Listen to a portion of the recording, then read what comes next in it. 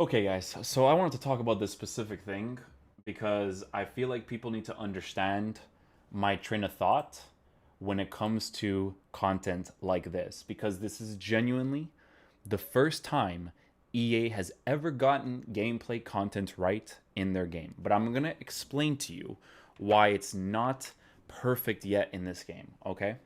So, as you guys know, this Serie A League player right here, Politano, right, is a card you can unlock through gameplay.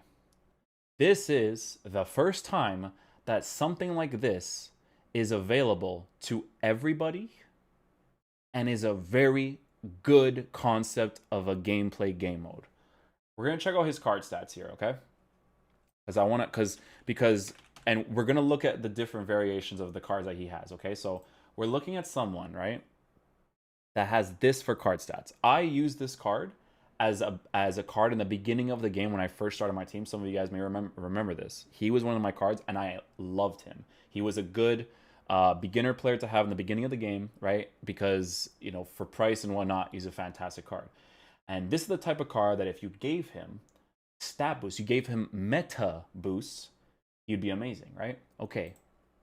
You look at this Politano now, and this card is awesome. Okay, this card is awesome, and the objectives for it make so much sense. You got a four-star player with high medium work rates, 91 stamina, and every single stat of his is good.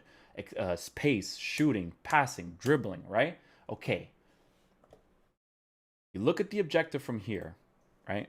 Look at each specific thing they want you to do for the objective.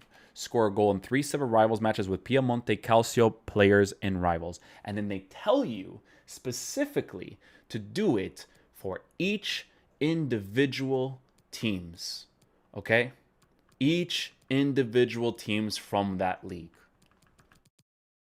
This is the gameplay content, EA. This is the first time in any FIFA Ultimate Team game you guys have ever gotten something right for gameplay content. I'm a video game person first. This is what I'm talking about. Okay? Let me explain to you why it's not there 100% though. Okay? It's not there 100% because the things surrounding this game to get this card is what sucks. But the very concept of this in the game is what your game should be about. Okay? This is the thing I've been explaining for years. This is gameplay content. This right here, okay? Now let's see the things surrounding it. You're asking players to do it in division rivals. Not necessarily a bad thing because, you can get players from each of these teams that are usable in some sort of way and you could potentially score with them. It's possible. But hear me on this. And if you guys never watched this video, I want to explain something to you.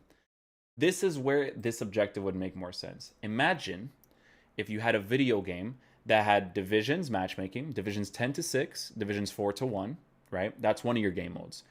Online tournament mode, right? Online tournament mode, where you can do different tournaments for fun and whatever. Division rivals to get better at the game, face specific opposition so that you can climb the ranks and get cool cosmetic stuff and play against harder opposition to try to get better at the game. And then foot drafts, okay? Imagine a game that has those 4 game modes as your Ultimate Team game, right? Nice little balance of gameplay content. Now imagine, right, being able to do this card in, let's say, division rival or divisions, or if they wanted to specifically in division rival, or no, in divisions with more of an open matchmaking, right?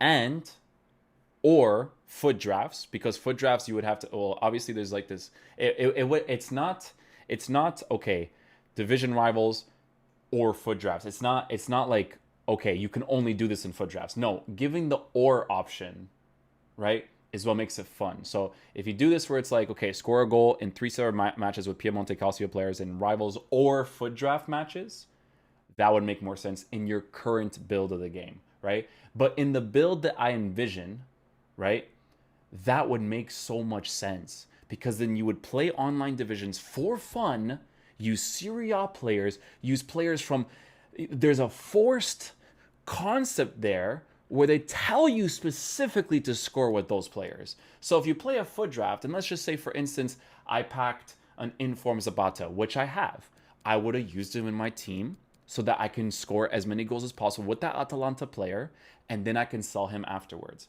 There's a beautiful gameplay concept there that I feel like is not being utilized fully because of the current build of the game.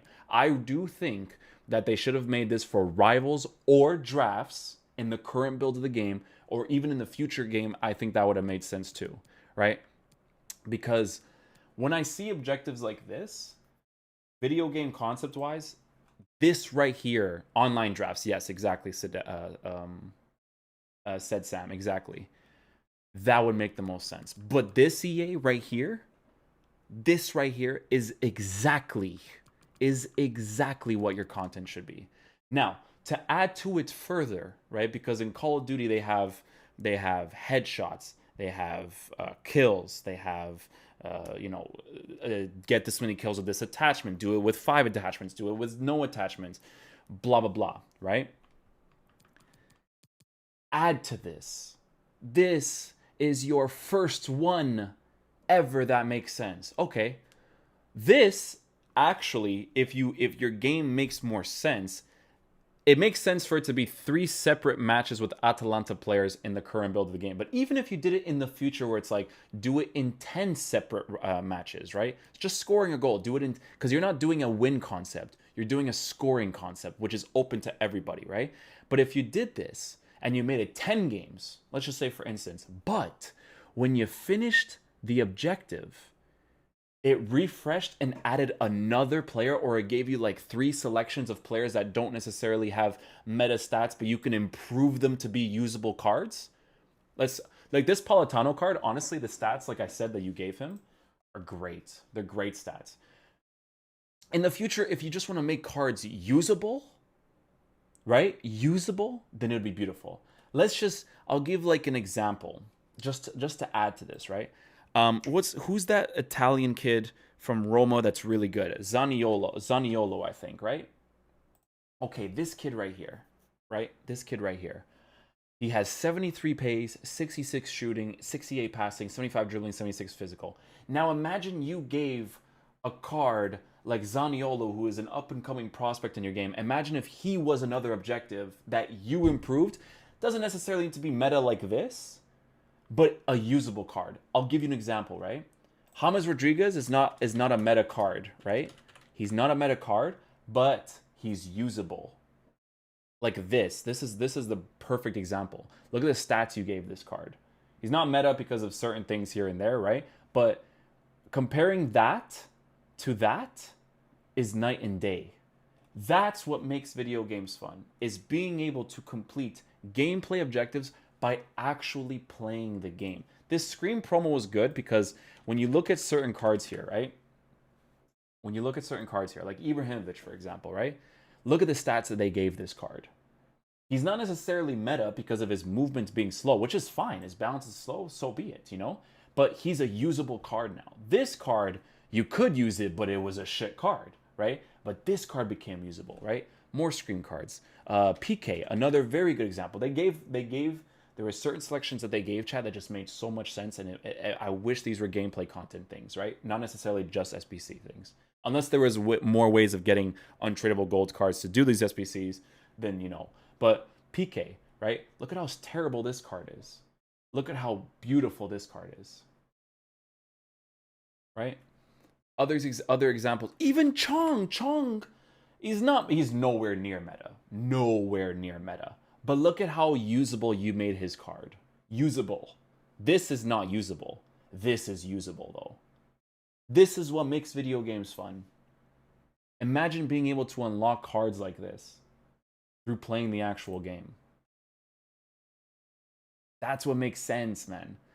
When I look at an objective like this, I gotta keep saying it. Like, this is the very first time EA has ever made a gameplay content thing that makes sense. In the past, they've done the tournament where you can unlock the pink Konoplyanka, pink Aubameyang, pink Royce cards, but you were ostracizing a certain part of your community that wasn't as good at the game, right? Because because you know you had a concept where it's like if you don't win it this many times within this time or within this frame, you can't get that card.